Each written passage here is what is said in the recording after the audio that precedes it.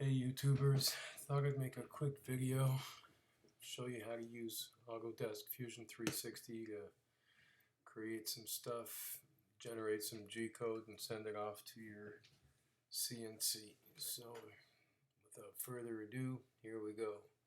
Select the front face. We're going to create a rectangle. And we're going to give it dimensions 200 millimeters by 80 millimeters.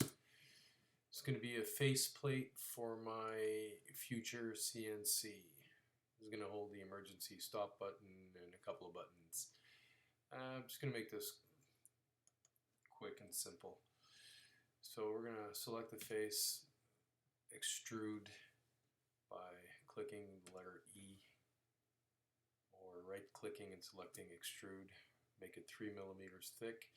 I have a 300 millimeter by 300 millimeter piece of aluminum, which is 3 millimeters thick, and that's what I'm going to be using to make my faceplate. So here we go. First thing we want to do, I need 4 mounting holes in the corners. And this is done by selecting the face and clicking on H. It will create a hole. Now I want a counter sunk hole 3 millimeters deep. Obviously the thickness of my stock. The diameter is 4 millimeters, and the countersink diameter of my particular screws is 7.14 millimeters and 82 degrees. So we're going to position this 6 millimeters from this edge by selecting the edge and adding a reference. Click on Tab to lock that in. When you click on this edge, it automatically adds another reference, and we'll make it 6 millimeters from there. Tab, we have our countersink angle set, and we'll click OK.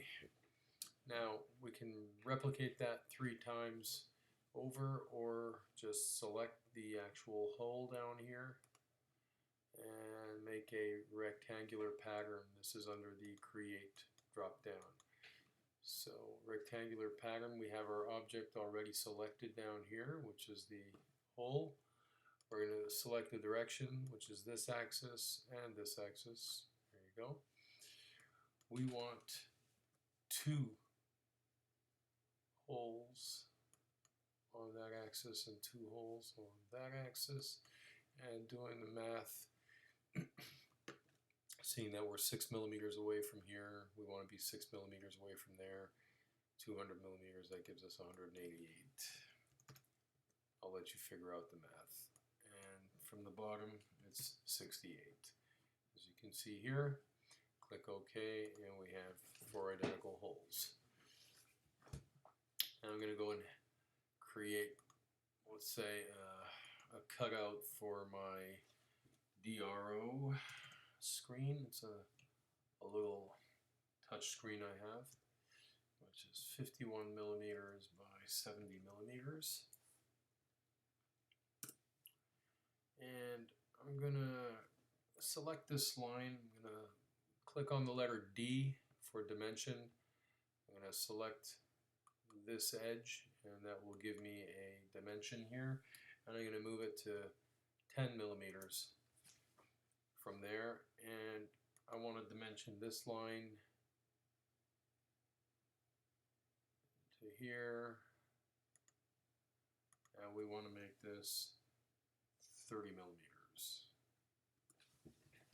Okay, now we can hit escape, select that face. I'll change the perspective so you can see. Right click, select extrude or the letter E, and you can either pull it back through or select distance all, and you'll cut out basically that material. This is where my screen's going to go, and I'm going to go here and pop a big old button in there, and that'll be 33 millimeters in diameter. It's going to be a simple hole. It's going to be where my giant emergency stop button is. And we're going to add this reference here. We're going to make sure it's centered. We know we have 80 millimeters, so 40 will do. And we're going to be symmetrical, and we'll do that. Perfect. So let's go ahead and put a few more holes in here. I've got 16 millimeter buttons I want to put in here, 15 millimeters from the top and 120 millimeters from the side. Click OK. Create another hole. Same deal, 40 millimeters from there to center it and 120 from there to align it with the hole above. And we'll put one more in for good measure. 15 millimeters from there and 120 millimeters from there. And now we have our holes. And we have our faceplate. Let's just put in another 2 holes over here for my air pump. And that will be 15 millimeters from that corner, 25 millimeters from the top. Put one more in there, 15 from there, 25 from the bottom. All right. And there we go. That looks pretty symmetric and looks good to me. Now let's go ahead and throw some text in there. We'll call this one air, 5 millimeters. That's where my air pump button is going to go. And here we're going to have a vacuum button. That's where the hole is going to go.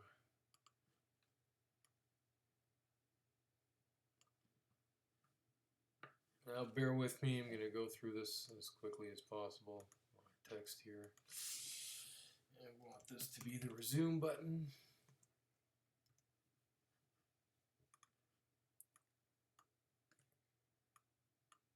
Damn. I hate when that happens.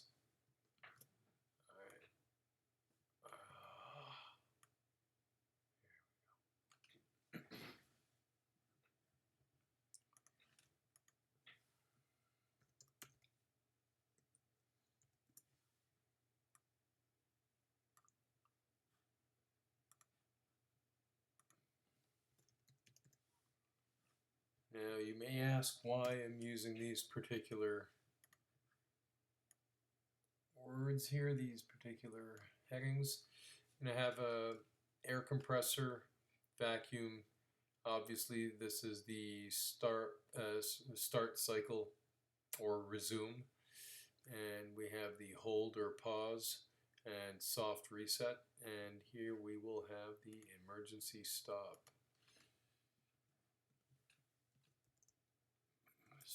Stop. And now that we're happy with that,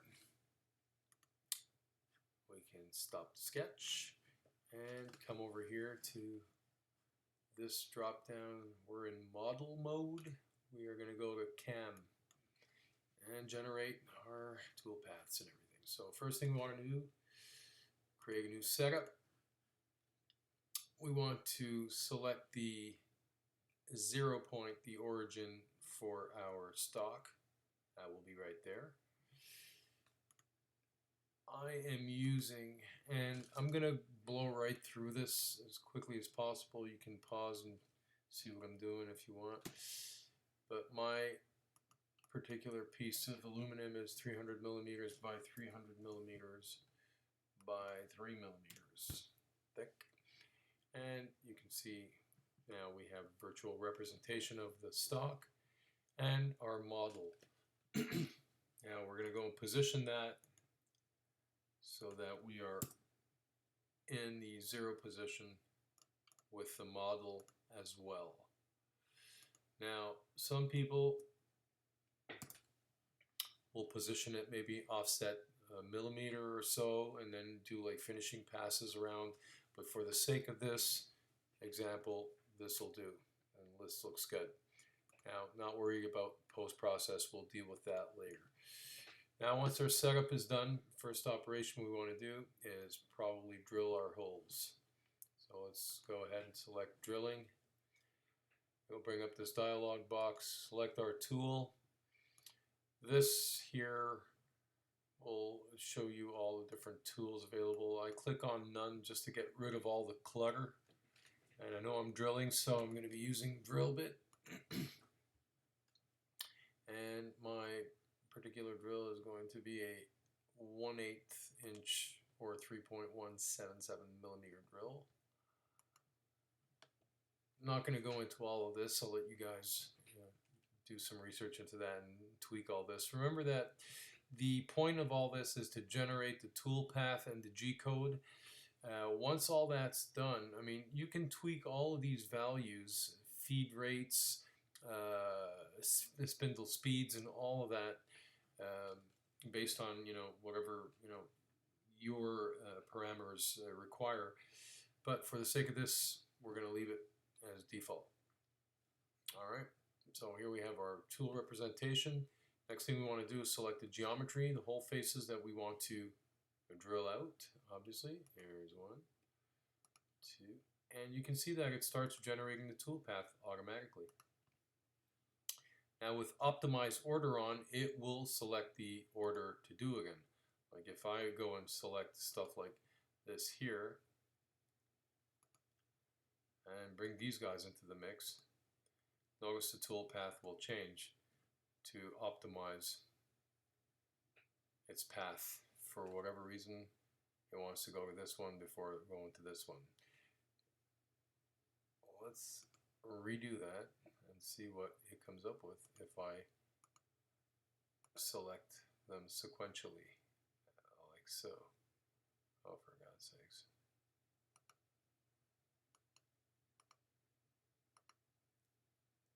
It looks a little different this time. I guess the optimize was taking my moves into account. Anyhow, and the next thing we want to do is look at the height. Now, if you want your drill tip to go through the end, this will actually plunge it through an extra millimeter, and you can actually set the breakthrough depth. Here at 0, believe it or not, actually makes the drill bit protrude about 1 millimeter past the end. So we can put negative values in here as well, but we'll just leave it as such. Next thing we want to do is the drilling cycle. This is aluminum and it's only 3 millimeters thick, less than 1/8 of an inch. The drill bit can go right through, no problem. Any other operation, you might want to do counter boring, chip breaking. This is very common. You'll see the drill bit basically chipping, coming in, plunging in and out until it breaks through. And all the explanations are there. I'll let you guys read up on that. So here you have it. Once you click OK, your tool path is created. You can click on Simulate and run through it, and you'll see what it does. How cool is that? Simple enough. So once we have our drill operation done, next thing we want to do is we want to clear out material from all of these holes. And there's a couple ways to do that. One way is with a flat end mill to come in. It'll bore through the material, and then in a spiral, it'll mill out all of this. Or you can do what's called a contour cut, where the end mill will go through the material, preferably through a pre-drilled hole, and then mill across and do its cut, and then do another pass for smoothing. And we'll do that instead. So let's go ahead and select 2D contour. I'm going to go and change the orientation here a little bit so I can get to the back contours. I'll show you what I mean. First thing we want to do is select our tool, and I'm going to be using this is one really annoying thing. Here we go. So we're going to be using a flat end mill, and it's a 1/16 inch flat end mill. Our contour selections. So we want to select the back side of the holes.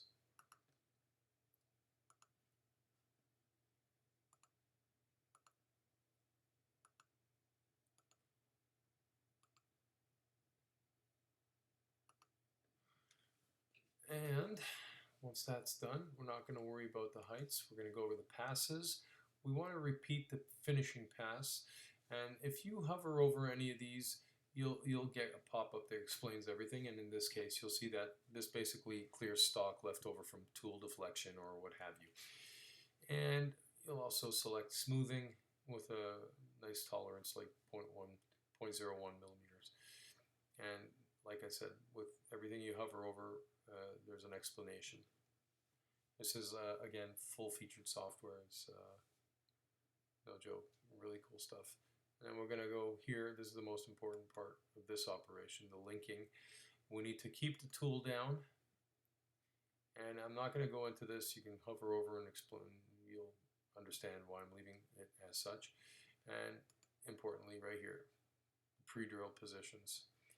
We want to select each of the contours that we just selected to do in the operation. So what that will tell this operation is that each of these holes that we're going to be cutting out already has a pre-drilled hole in it, and that's where the tool will go through. If you do not select pre-drill positions, it will try to go in by the side in a straight plunge, not even a spiral, just a straight plunge, and I don't know what the heck that's going to do, but anyhow, this is the way I like to do it. Click OK, and you'll see the tool path that's generated. Looks pretty cool. So you can see it goes in, cuts out to the side, and then does a pass, and then does another pass for finishing, and I'll show you that with the simulation. I'll run through it. There's one pass, two passes, next, one, and two, and next. Basically, that's what you get. That's simple enough. Next operation we want to do is maybe chamfer these out. And I'm going to just rip right through this. We're going to select our tool. We want none here, countersink. I have a 10 millimeter countersink. I want to select my hole faces in geometry. And we select the countersink faces. Tool path is generated. Everything else is kosher. Nothing to worry about. Easiest pie. Next operation we want to do, maybe we want to engrave all this stuff. Go to 2D, engrave. Again, the tool in this case, I'm going to use the same tool, which is the 10 millimeter chamfer tool. Again, for the sake of this example, and from my experiences, this is the only tool that seems to work in this operation for whatever reason. But again, the important thing here is to generate the G-code, set your parameters here for the tool that you're going to be using, and don't worry about what this is. You know, you can replace, you can put whatever you want in there. All of this stuff is important, not what this representation is. It's helpful if you have all the presets, but you know, if you don't, no worries. Anyhow, so let's go ahead and select our geometry, and this is the text, basically. Straight up. Simple, simple, simple. The heights we won't have to worry about. Passes, all of this stuff, all taken care of for you. Too easy. Next thing you want to do, you want to get rid of this, you want to pocket this out. We're going to do that with a 2D adaptive clearing. And we are going to use a 1/8 inch flat end mill in this case. Again, we're not going to worry about all this stuff. Pocket is the back edge of this. Stock contours, all that. No need to worry about anything. When you come to passes, stock to leave. I do not leave any stock in smoothing. You can read up on it. I'm just trying to go through this as quickly as possible to maintain some kind of a flow here. And there you go. When you click OK, your tool path is generated. The red here is where the tool will bore into it and then clear out the material. And again, you could run through it with a simulate. And you'll see what it does. How nice is that? Everything automatically created for you. Now, once all of this is done, last operation, we want to cut this piece out of our stock. So, what do? Another 2D contour. The tool is a 1/16 inch flat end mill. The contour is here, except we don't want to do the entire contour. We just want this edge and this edge. So by selecting it and clicking it again with the left mouse button, you'll get this little pop-up. Select the open contour. This will stay highlighted. Select the other edge, accept, and now you have the contour that's going to be milled. Now we come over here to tabs. Now you can leave this all by default, but I like to put my tabs where I like them, not where it decides. I just want a few tabs. I'm going to click Add Points, change my view, and I'm going to put one tab here. I'll put one somewhere in the middle about there, and there. And that's where I want my tabs. Now we can come to passes. We could do smoothing tolerance, repeat the finishing pass, so it'll do this twice just to get rid of any tool deflections and all that stuff. And that's that.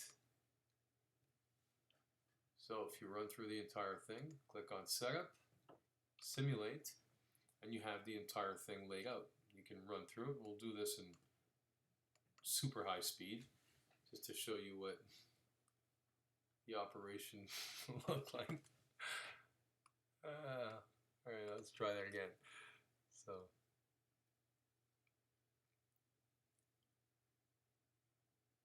there's the engraving. And